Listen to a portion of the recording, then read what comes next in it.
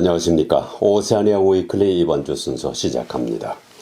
지난 20일 오클랜드 시내 교육부 회의실에서는 작년 한 해 동안 실시한 뉴질랜드 교육 시스템 이해하기 프로젝트에 대한 실적과 올해 프로젝트에 대한 설명이 있었습니다.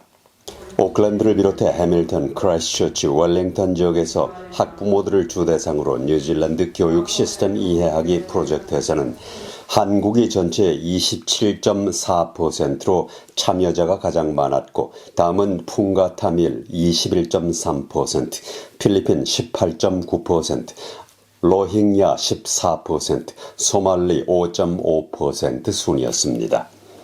이날 회의에서는 한국과 필리핀 커뮤니티가 대표로 나와 실적을 발표했고 올해 기획도 논의했습니다.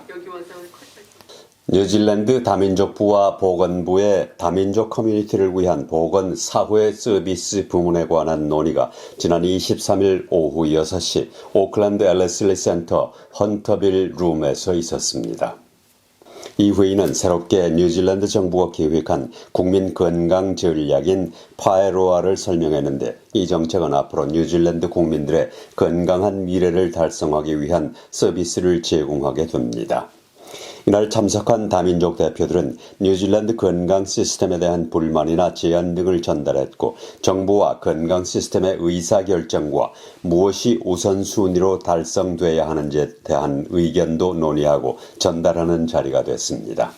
한유문화원은 이 자리에서 뉴질랜드의 병원 치료가 무료인 것처럼 무료 치과 치료나 더 많은 정부 보조 가능성에 대해서 물었습니다. 이 밖에도 한국과 같은 건강검진 시스템 마련과 노인들에 대한 보청기 보조 확대, 장애우들에 대한 지속적인 건강과 교육을 위한 지원 등을 다민족 교육센터 등에 확대해 줄 것을 건의했습니다. 이천 도예협회는 장애우들이 참여하는 아름다운 동행, 아름다운 도예 행사를 후원해 사회적 가치를 창출한 공로로 한국 도자재단에 감사패를 전달했습니다. 이천 도예협회는 아름다운 동행, 아름다운 도예라는 주제로 작년 4월부터 12월까지 중증 장애인들이 도자 체험을 할 수 있도록 도와 이천 해주 도자박물관에서 전시회를 열었습니다. 한국도자재단은 이 행사비와 전통 가마소성을 지원하고 참여 장애인의 작품 활동을 도왔습니다. 김준성 이천도예협회장은 취약계층에게 문화예술을 체험할 기회를 확대하고 경기도예인의 성장을 지원해온 서흥식 한국도자재단 대표이사에게 감사패를 전달했습니다. 서흥식 대표이사는 앞으로도 도예인 지원과 더불어 모든 도민이 차별이나 소외당하지 않고 도자 문화를 누릴 수 있도록 노력하겠다고 말했습니다. 오클랜드 문학회가 주최한 제4회 국어사랑 청소년 문학상 시상식이 25일 오클랜드 한인회관에서 있었습니다. 다녀왔습니다.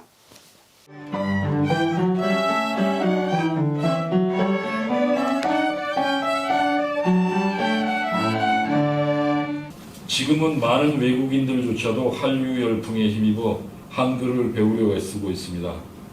이제 한글은 얼마만큼 잘 읽고 쓰느냐가 앞으로의 세상에서 더 나은 진로를 결정할 수 있다는 사실을 잊지 말아야 할 것입니다.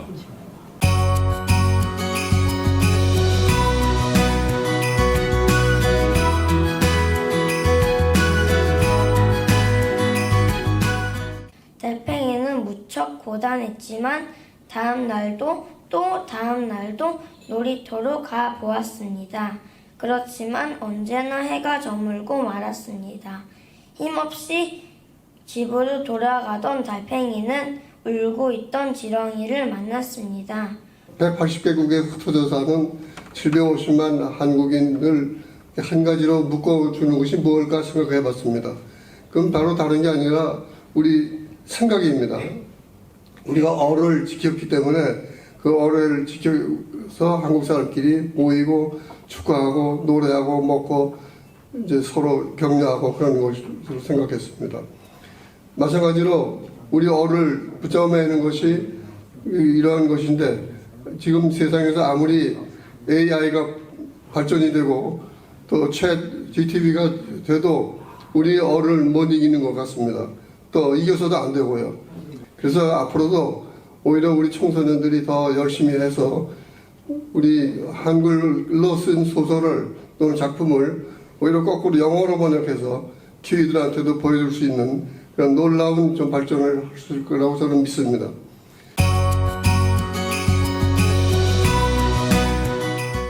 여름철에 눈이 내리는 것은 매우 드문 일이지만 어제 캔터베리의 마운트 헛 스키장에는 여름 눈이 내려서 많은 스키어들이 찾았습니다.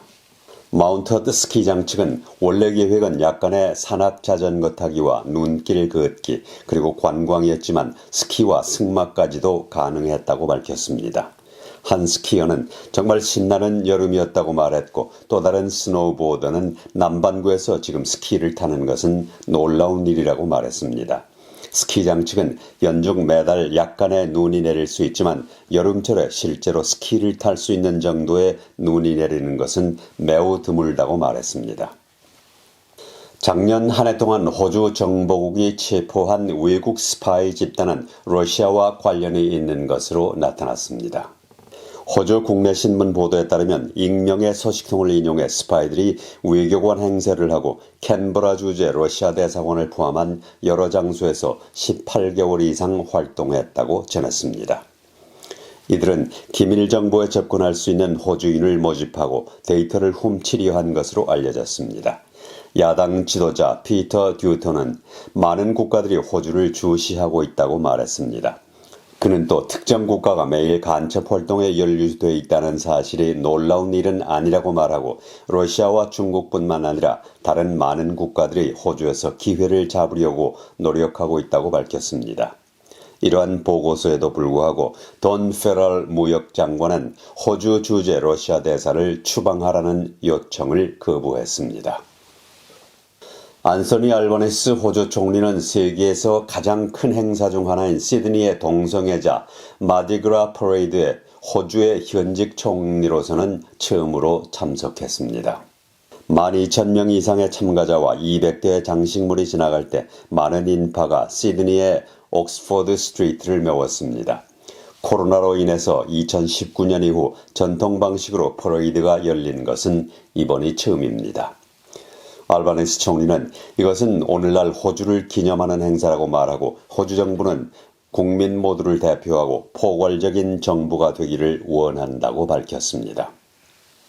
비펜 뉴질랜드는 사이클론 가브리엘의 여파로 살모넬라와 렙토스피라증 사례가 증감에 따라 농민들에게 주의를 환기시키고 있습니다. 렙토스피라균은 물에 서식하는데 홍수 이후에 질병이 자주 관찰되고 또한 살모넬라균의 확산을 증가시킬 수 있는 것으로 알려졌습니다.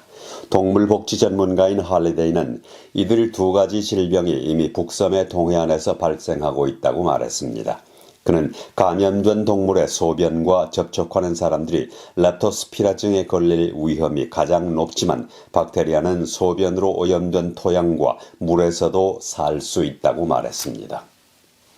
뉴질랜드 정부는 우크라이나인들에 대한 특별 비자의 12개월 연장을 고려할 것으로 알려졌습니다. 이러한 정책은 뉴질랜드에 거주하는 우크라이나인들이 그들의 부모와 가족을 뉴질랜드로 데려올 수 있도록 허용하기 위한 것입니다. 러시아가 침공 3주 후부터 200만 명 이상의 난민이 전쟁으로 피해가 된 우크라이나를 탈출하기 시작했는데 당시 유엔 난민기구는 이를 제2차 세계대전 이후 유럽에서 가장 빠르게 증가하는 난민 위기라고 규정했습니다. 현재 뉴질랜드에 있는 1,600여 명의 우크라이나인들은 정부에 대해 자신들의 가족을 보호하라고 압력을 가하고 있습니다. 소식통은 내각이 비자 연장을 고려할 것이라고 확인했습니다. 뉴질랜드인들이 직면하고 있는 가장 중요한 문제는 인플레이션과 생활비로 나타났다고 최근 보고서가 밝혔습니다. 입소스 뉴질랜드 이슈스 모니터는 뉴질랜드인들에게 가장 우려되는 사항을 묻고 이것이 어떻게 변화하는지 분석하고 있습니다. 인플레이션에 대한 우려는 9월에 발표된 이전 보고서보다 7%가 더 높은 65%로 나타났다고 말했습니다. 인플레이션에 대한 우려는 은퇴한 사람들 사이에서는 52%로 낮게 나타났습니다. 입소스 보고서는 1,002명의 응답자를 온라인으로 인터뷰한 결과 응답자의 3분의 2는 인플레이션과 생활비에 대한 우려를 꼽았는데 이러한 결과는 2018년 조사가 시작된 이후 가장 높은 수준입니다. 그 다음으로는 주택 문제와 범주에 대한 우려로 각각 33%, 4위는 건강관리와 병원으로 27%, 기후 변화에 대한 우려도 27%로 나타났습니다. 오세아니아 위클리 이번 주 순서를 마칩니다. 감사합니다.